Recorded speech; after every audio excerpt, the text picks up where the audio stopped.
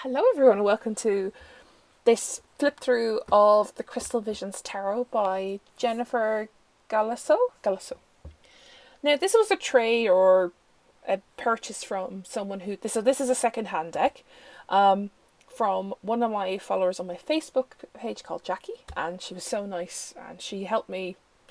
She told me, she helped me going, what's the condition of the cards and all this stuff, and she was very OCD. Now, just saying, a box is a box. A box is going to be battered no matter what, but the cards are just immaculate, like insane. Now, I've put this back in order so I could do the flip through for you guys. This was published in 2011. Wow. Yeah, I've put sellotape at the bottom because the box kept opening, so I was like, I didn't want to open it, and they're like, there's a flip through, guys. That's the only reason there's sellotape on the bottom. That's for my own benefit. And it's just in immaculate condition. Like you would not think this was used, other than the box, like knowing, oh, that's been around. So there's the end card and about Jennifer herself. You can pause that there if you like.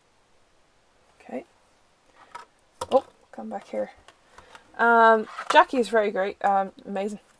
She lives here in Ireland as well.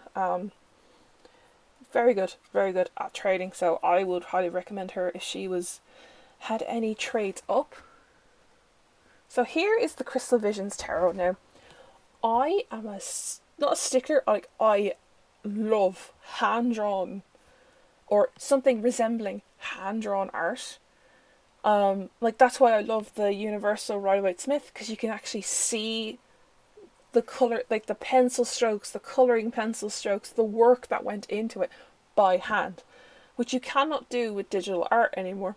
Now, I have learnt both fine art and graphic design over the years, and I always prefer hands-on drawing and then scanning it, because you could get that raw, handmade kind of art that you get with pencils and doing it by hand, whereas digitally it's like, it's done now. It's on a computer, and the only way to see it is on a computer, and when you print it, it could not come out that way. So we're going to start now. This is the Fool, and I'll show the backing. That gorgeous backing. Whoops. And there's the Fool. She's on this little cliff. The butterflies are there instead of a dog, but they're like helping her move on. It's very pretty. You would not think this was a, second-hand deck. Like, it's just insanely. She was right about her OCD. She goes, I'm a stickler for OCD about cards. I don't know, you clearly are. So, I will say the quality of the cards is, the cardstock is bouncy. I'm going to say bouncy because while I was, like, sorting them out, they were very flexible as I was like searching through, putting them in order, and in my hand they were like very bouncy for a card. I thought that was interesting. So here is the Magician. Like, I love it. It's like you can actually see the work that went into the card. Like, it's just insane. The High Priestess. That won me over as the High Priestess. I feel like this is the deck that everyone gets like as their first tarot deck, and I just missed out on it. And I went, oh, I missed out on that. Here's the Empress. I love when the Empress is like heavily pregnant, because then it just gives that motherly vibes. The Emperor. Ready and rearing for battle, by the looks of it. But it's a very alchemist-like Emperor, I'm going to say that. And I love how the font is on the bottom. Like, it's not too in your face, and it's just nice. It's just there. There's the Hierophant. The Lovers being wrapped around with the ribbon by the doves. But like, you can see all the... It's not pencil, I don't think it is. Some of it is, and then some of it is watercolours. I'll look into it and what does it say about it. So there's the Lovers. The Chariot. Oh, it's a beautiful deck. Strength. I don't know why, I just feel very excited about this deck. The Hermit. I love how the Hermit's a fairy. That's lovely. The Wheel of Fortune. Being guarded by a little dragon. Very sweet. Justice. Hanged Man.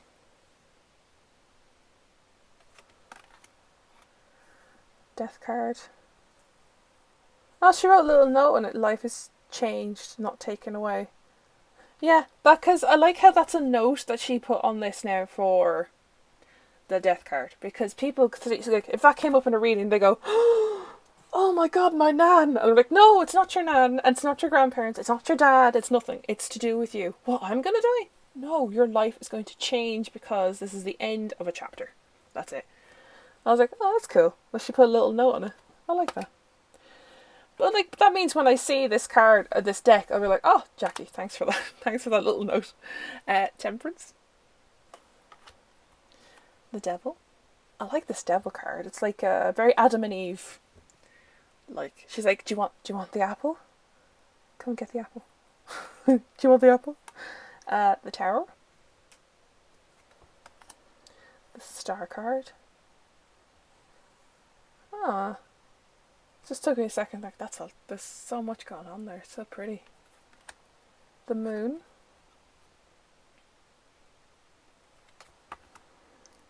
The Sun. Judgment. The World. Now this is an extra card. It's called the Unknown card. So I'm going to look up on what this one means. Because I think it's like, oh, it's a card to say you're not meant to know what's going to come yet. That's what I thought it was. Represents an answer that's not meant to be revealed. There you go. That's exactly what it means. So it's like, here's the crystal ball and I see nothing. So that's what that means. It's a nice card to come up with. So if you're mid-reading and you're getting a bit like too full on about reading and asking too many questions, if this card comes, it's like, oi, stop, hold your horses, you don't need to know that, calm down. So we have the Pentacles next. That was the majors, and we have the Pentacles. I just did them in random order, like in not random order, but like whatever order this comes in when you buy it brand new. It's not that order. I just did it in the order going, that's the Pentacles done, that's the Cups, that's the Swords, whatever. So Ace of Pentacles. Two of Pentacles. Three of Pentacles. Oh, the Pentacles look like eyes. I don't know why. Four of Pentacles. This is 9. It looks like she's like a tree fae, and she's like, no, this is my home, you cannot take it. Oh, poor thing. 5 of Pentacles. I love how the child is like scared and like hungry, but the mom's just very content that she knows this will end soon. 6 of Pentacles. 7 of Pentacles. Again, why do they look like jammy Dodgers, or jammy Dodgers are a biscuit with jam in the middle, or they look like eyeballs? I don't know why the Pentacles look like eyeballs sometimes. 8 of Pentacles. Working away, fixing her dress. 9 of Pentacles. Now she can afford a new dress. I like that tiger. He's so cute. 10 of Pentacles. Page of Pentacles. Knight of Pentacles. Queen of Pentacles. King of Pentacles. And now we're on to Wands. Ace of Wands. Wands seem to have dragons in them, which makes sense because of fire. Ace of Wands. 2 of Wands. 3 of Wands. 4 of Wands. Come, my love, we shall wed. Okay, Prince Charming, do what you say. 5 of Wands. 6 of Wands. This would be a lovely deck trimmed, actually, but I think if I did that, it would make it really small. And the other thing is, I would probably edge it in purple or something. 7 of Wands. Ace of Wands. Normally I haven't edged anything yet, so I might do a video on how I edge things for the first time. So like first time edging. Nine of Wands. 10 of Wands. Page of Wands. Knight of Wands. Queen of Wands. King of Wands. Now we're on to Cups. Ace of Cups. Two of Cups. Three of Cups. Four of Cups. Takes a minute, but she's not a mermaid. But it's just her dress, and it looks like a fin just flopped over. Very interesting. That's an interesting Four of Cups, because normally they're not nurturing the one they're given. She's not even nurturing the one she has. She's one that she's given. Oh, I was given this, I need this. It's mine. Five of Cups. Six of Cups. Seven of Cups. Eight of Cups. Nine of Cups. 10 of Cups. Oh, it's like they all went in and she goes, look at her baby. Oh, so pretty. So cute. Oh, Hammy. Happy family. Hammy? Hammy. Call him Hammy. Page of Cups. Knight of Cups. Queen of Cups. King of Cups. Oh, swords are upside down. Not a sign at all. Ace of Swords. That's Ace of Swords is just so pretty. I don't know why. Ooh. It's just the red roses in it. Two of Swords. Three of Swords. Whoa. Her heart. That's actually quite a nice, like art wise of representation of the Three of Swords. But whoa, it's a lot. Four of Swords. It's like the aftermath of the Three of Swords. On her way back, she's like, I'm just gonna lie here and hibernate, please. Five of Swords. Ah. It's like you portrayed someone during a battle. That's interesting. And then the Six of Swords is all about, oh, that's done now. I've won the battle, kind of thing. Seven of Swords. Oh, he's an angel. That's cool. Eight of Swords. Feeling trapped. And you're making, it's like, I like how the crows are actually interacting with the ribbon. Normally she's just there on her own. Nine of Swords. Crows are overwatching her and she's like, I can't sleep because crows are staring at me. I would too, to be honest. I wouldn't be able to sleep if crows are staring at me. Ten of Swords. But you see what I mean? Like, it's very, you can see the strokes of the colouring pencils on it. It's so beautifully done. And I like that. So, I'm a stickler. I love fine art and I love digital art. They both have two different, forms of media to use. Oh, these are backwards. Oh well. Just do the page. Nice bit.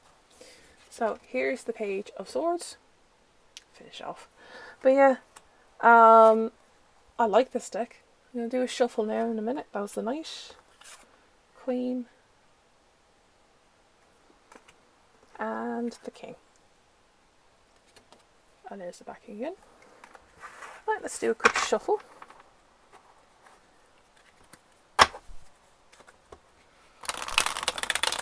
Yeah, they're very, as I say, bouncy. They're really flexible, but they don't stay up. Like, they don't stay bent, if that makes sense. They go back and they bounce back very quickly. That's what I'm trying to say. Whatever cardstock this is, it's a beautiful cardstock. It's like in between matte and glossy, but it's not like so glossy that it's shiny. Like, this is a nice, yeah, look, it's so nice to shuffle. My goodness. I don't know what it is about that.